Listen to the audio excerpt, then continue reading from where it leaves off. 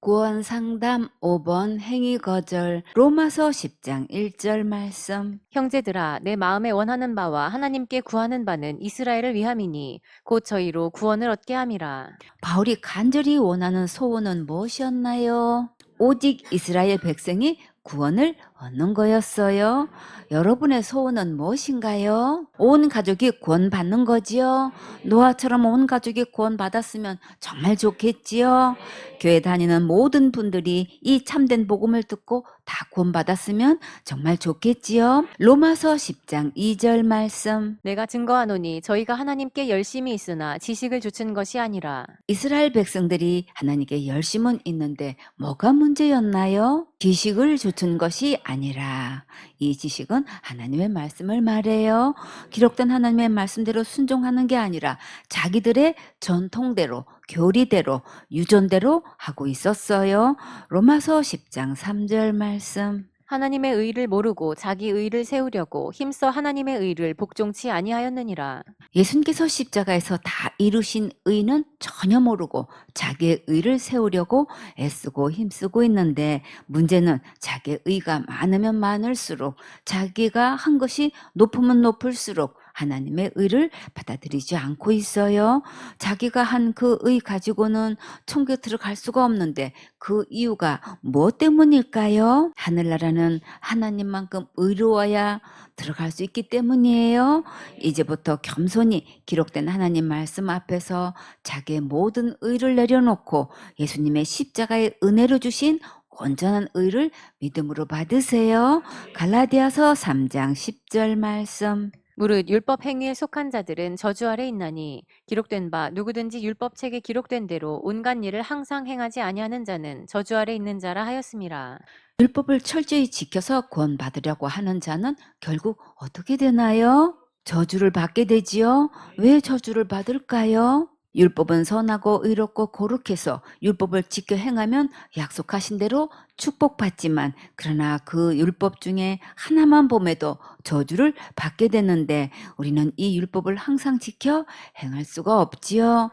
그래서 율법 아래 있는 것은 저주 아래 있는 거예요. 그러면 우리는 어디에 있어야 가장 안전할까요? 예수님의 십자가의 은혜 아래 있어야만 가장 안전해요. 예수님 안에 있으면 어떤 법이 나를 끝까지 보장해 주실까요? 생명의 성령의 법 아래 있으면 나를 끝까지 보장해 주셔요. 로마서 8장 1절에 그러므로 이제 그리스도 예수 안에 있는 자에게는 결코 정죄함이 없나니 이는 그리스도 예수 안에 있는 생명의 성령의 법이 죄와 사망의 법에서 너를 해방하였음이라. 예수님 안에 있는 생명의 성령의 법은 나를 무조건 살리는 법이에요. 죄와 사망의 율법에서 나를 완전하게 해방시켜 주셨어요. 하늘나라 법은 나를 끝까지 책임져 주시고 보호해 주시고 공급해 주시고 천국까지 안전하게 인도해 주시니까 예수님 안으로 빨리 들어오세요. 갈라디아서 3장 11절 말씀. 또 하나님 앞에서 아무나 율법으로 말미암아 의롭게 되지 못할 것이 분명하니 이는 의인이 믿음으로 살리라 하였음이니라. 하나님 앞에서는 어느 누구를 막론하고 율법으로 의롭게 된 자는 아무도 없어요. 분명히 없어요. 확실히 없어요. 정확하게 없어요. 그러니까 더 이상 고집 부리면 안 되겠지요. 그러면 우리가 어떻게 하면 의롭게 될 수 있을까요? 이는 의인이 믿음으로 살리라. 누구를 믿어야 되나요? 지옥 갈 모든 죄를 영원히 용서하신 예수님을 믿을 때만 의인이 될 수 있어요. 그러니까 예수님께로 속히 돌아오세요. 로마서 1장 17절에 복음에는 하나님의 의가 나타나서 믿음으로 믿음에 이르게 하나니 기록된 바 오직 의인은 믿음으로 말미암아 살리라 함과 같으니라. 오직 예수님을 믿을 때만 내 영혼이 천국에서 영원히 살 수 있어요. 갈라디아서 3장 12절 말씀. 율법은 믿음에서 난 것이 아니라 이를 행하는 자는 그 가운데서 살리라 하였느니라. 율법으로 의롭게 되려면 다 지켜 행해야 살 수 있는데, 그런데 문제는 그렇게 하지 못하지요.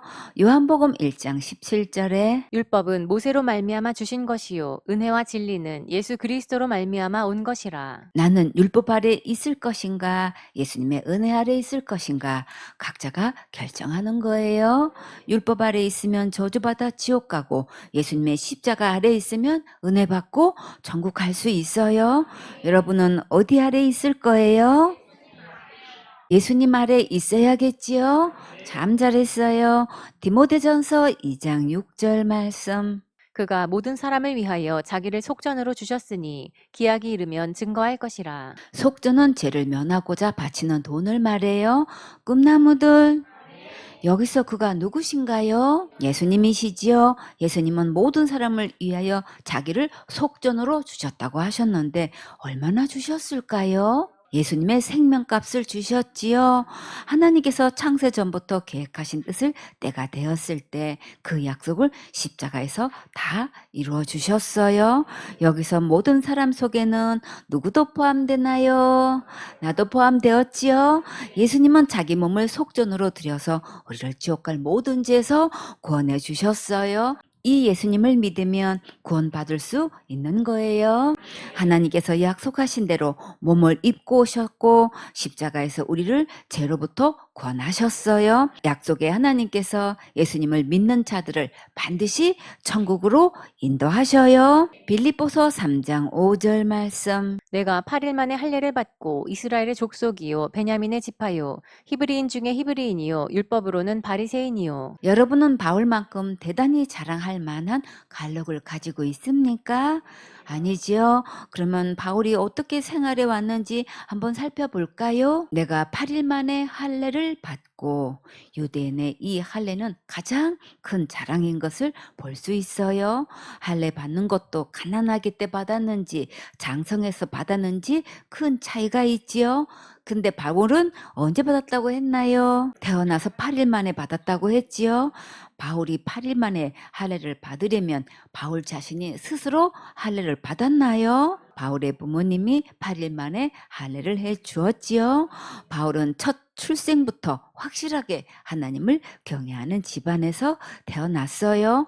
이스라엘의 족속이요 베냐민의 지파요 히브리인 중에 히브리인이에요. 바울이 이것을 제일 먼저 자랑할 때는 유대인들에게는 대단한 것이기 때문에 했겠지요. 야곱이 약복 강가에서 하나님을 독대하고 자기를 내려놓는 순간 이스라엘로 새 이름을 주셨어요.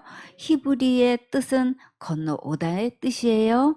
아브라함이 메소포타미아에서 유브라데 강을 건너 가나안 땅에 왔다 하여서 가나안 주민들이 아브라함을 강을 건너온 히브리인이라고 칭하였어요. 성경에서 히브리 사람이라는 말이 처음 나오는 것이 언제인지 한번 찾아볼까요? 창세기 14장 11절에 내 왕이 소돔과 고모라의 모든 재물과 양식을 빼앗아가고 소돔에 거하는 아브람의 조카 롯도 사로잡고 그 재물까지 노략하여 갔더라. 도망한 자가 와서 히브리 사람 아브람에게 고하니 때에 아브람이 아모리 족속 마므레의 상수리 숲을 근처에 거하였더라.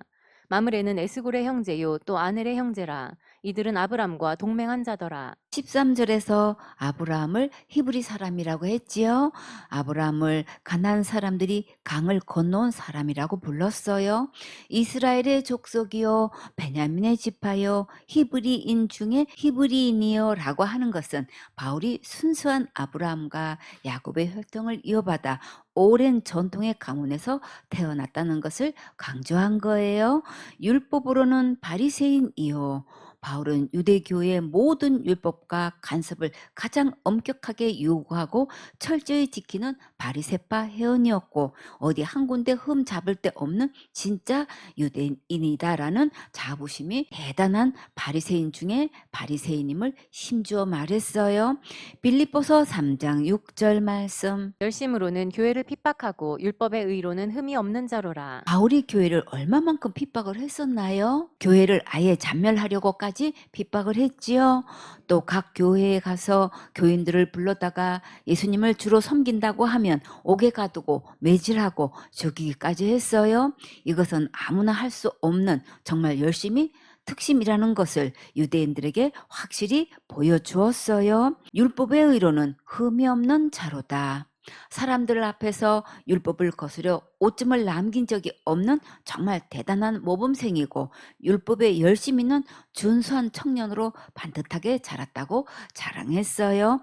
빌립보서 3장 7절 말씀. 그러나 무엇이든지 내게 유익하던 것을 내가 그리스도를 위하여 다 해로 여길 뿐더러. 이 아까운 것들을 바울은 어떻게 다 해로 여길 수 있었을까요? 바울이 지금 제정신으로 한 말일까요? 전에는 자기에게 유익하다고 생각했던 모든 것들을 예수님을 위해서 다 해로 여겼다고 했지요.